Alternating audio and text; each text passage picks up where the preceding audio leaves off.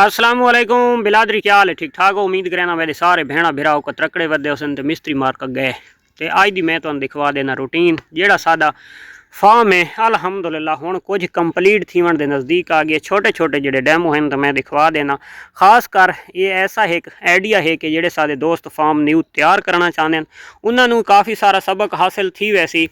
और ख़ास कर जेड़ा सिस्टम असां अल्हम्दुलिल्लाह तैयार करेंदे पे या जेड़ा बनाई खलोते हैं तो जेड़ा ये सिस्टम अगर इस चीज़ में भी कापी करना चाहे तो उस वास्ते परेशानी नहीं है। परेशानी सिर्फ साढ़े वास्ते आई जो असां पहली दफ़ा सारा डिज़ाइन कैं वेले जनाब कोश पट के किदाई तो कैं वेले कोश किदाई तैयार करेना अल्हम्दुलिल्लाह हुण नज़दीक लग गया। बिस्मिल्लाहिर्रहमानिर्रहीम। सब तो पहले जनाब मैं तुहानू व्यू करावा चा क्योंकि वो पासा सादा काफ़ी सारा बच्चा पिए तो उदे सादे जानवर होने तो असां उन्हां वास्ते ये गली रखीए। इस वास्ते इस गली का यह दरवाज़ा है। ये जेडे पोल लगे खलोते हैं पैं पे तुसां छोटे दे पाओ तो इन्हों उत्ते सादा जाल लगना है। जेड़ा जाल आया पी है ये जेड़ा परह बनी पई है तो ये छोटे किड्स की खुरली बनी पई है जिथे यानी कि 3 महीना तक बच्चों को डाइट मिल सी। फिलहाल जनाब ये तोड़ तो हिको सिस्टम हो सी उत्थे छोटी छोटी दीवार आ सी। इस पोर्शन का यानी कि कंट्रोल एंड ओपन का एक दरवाज़ा उत्थे लगा हुआ सी क्योंकि छोटे बच्चों बारिश तो बचावना पौंदा है तो उन्होंने जिस टाइम बारिश या ऐसा कोई मौसम होना है तो उन्होंने बारू बंदा दरवाज़ा दे से चा। वरना ऐसे बच्चे होने कि उन्होंने माँ अगर इतने खाँदी खलोती है ना भेड़ों की मूँह मत आदत होती है कि वो बारिश के ही खानियाँ रह वैनियां तो छोटे बच्चे खा मखा के बारिश दी भीगते रहने तो इस वजह तो उत्थे दरवाज़ा बंद कर सा ताकि बिलादरी बाहर ना आसी। तो ये भी अल्हम्दुलिल्लाह कंप्लीट थी गई है। सुबह आखिरी नीरू इस उत्ते लगना है तले बजरी पा के कंक्रीट करके तो नीरू एक दफ़ा लगा पे वरना सवेरे होर भी लगना है। उस तो बाद ये जी चीज़ा हैं ये सरोप बनी पई है परले पासू जनाब सीधी सीधी दीवार है। वो जड़ा छोटा दरवाज़ा है वो छोटे बच्चों का इस गली में दिता गया है क्योंकि इस गली के विचू इतों असां डायरैक्ट छोटे बच्चे पर कट छोड़े कर सा। ठीक है परले पासू एक वाड़ा लग सी वो बाद दे मसले। उस तो बाद आला मैं आइडिया अपने दोस्तों दिखावा। हाँ वायरिंग की गल करा पानी वाली वायरिंग लग चुकी है। ये पानी अल्हम्दुलिल्लाह चालू हो चुका है। ये देगे ना तो ये जनाब जो पानी वाला सिस्टम है तो ये छोटे किड्स का पानी वाला है। इतने जनाब इट्टा रख के तले टप रखा वैसी छोटे बच्चों टप वाला सिस्टम थी वैसी। उस तो बाद जनाब ये जो पैं बच्चा पिए ये अस मजीद होर जंगल के लावना है। फिलहाल जनाब मैं तुम्हें ये आइडिया दिखा वजा कि इस एक पिलर के नाल 2 दरवाजे लग सन। एक ओरू लग सी एक परू लग सी इस हिक्के पिलर नाल बल्कि 2 की जगह ते 3 लग सन। ये जड़ा लग सी इस पासे खुलण वाला वो उस पोर्शन का खुलण वाला ये सैक्शन 2 सैक्शन खुलण वाला ये 3 फुट का दरवाज़ा जोड़ा इस पैंप तो इस दे पिलर के दरम्यान दे विच लग सी। ये 4 दरवाजे लग सन जनाब 4 पोर्शनां नूं लग वै सन।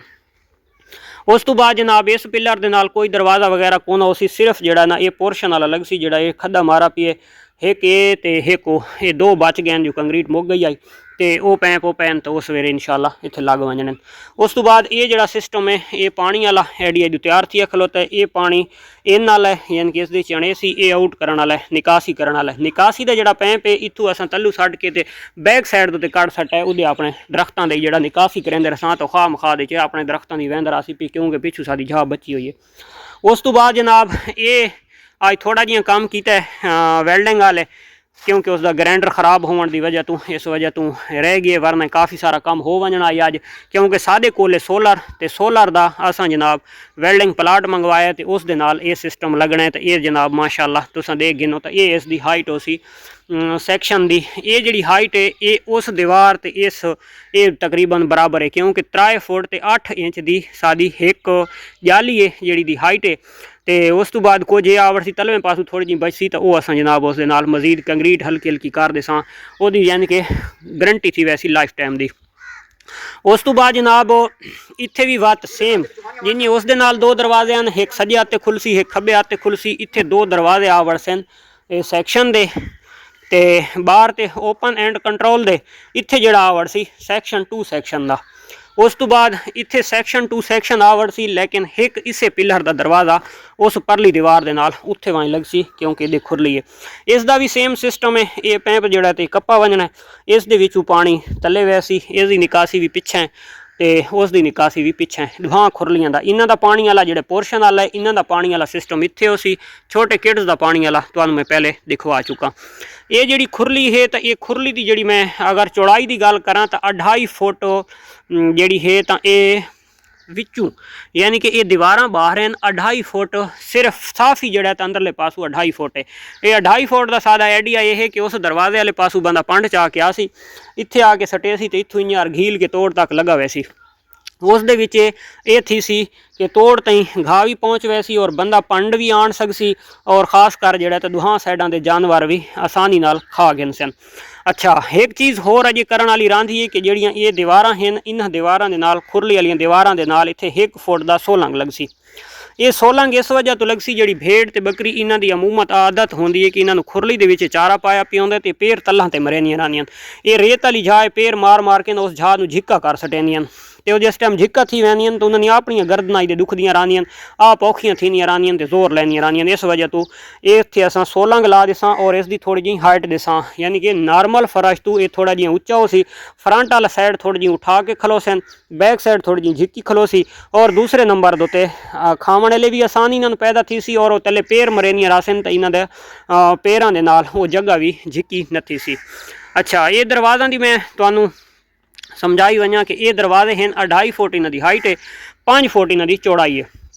ये जोड़े 5 फुट वाले चौड़ाई वाले हैं ये जोड़े ओपन टू कंट्रोल दे विच जोड़े लगन वाले तो ये दरवाजे लगने क्योंकि जिस टाइम जानवर अंदर खलोता होंदा तो खुरलियां दे विच घा पाओ चाना तो वाते जानवर बड़ा कोशिश करेंदे भज के आवन दी तो वह दरवाज़ा जिन्नी असां खुलसा ना वह जितनी भी भज के आसन तो 5 फुट दी काफ़ी सारी झाह होंदी तो जानवर बासानी बाहर भज के ते आ सकते हैं। ये 4 दरवाजे 2 ये हैं तो 2 पिछे खलोते हैं ठीक है। उस तो बाद ये जोड़े 4 दरवाजे हैं 3 फुट वाले तो ये जोड़े 4 दरवाजे हैं तो ये साडे अंदर सैक्शन टू सैक्शन लग सन जोड़े एक सैक्शन चो दूजे सैक्शन दे विच इन थीवन वास्ते लग सन। तो ये अलहमदुलिल्लाह लोका ये जी कलियार साडे फार्म की अजे छत दे उत्ते गारा या कंक्रीट वगैरह सारा कुछ अजे तई बकायदे विच पी है। पलिस्तर वाली जी गल आई तो दीवारां क्लियर थी गई सिर्फ ये पिलर रांदे ये पिलर इस वजह तो रांदे क्योंकि इन्होंने दरवाजा अजे फिटिंग शिटिंग थी होनी है पोल शोल हर शे भरी वैसी तो उस तो बाद जनाब वो भी इंशाल्लाह पलिस्तर थी वैसे तो अज भी काफ़ी सारा काम छिका गया। वो जी दीवार आई वो भी पलिस्तर हो गई है। ये इन्होंने कंक्रीट शगरीट इन्होंने तले रोड़ा पाए रोड़े के उत्ते जनाब कुटाई करके तो वात अस तकरीबन 2-2 इंच कंक्रीट पाइए कंक्रीट के उत्ते जनाब नीरू लगा पी है तो ये खुरली की आवाज़ लोकाई पई है।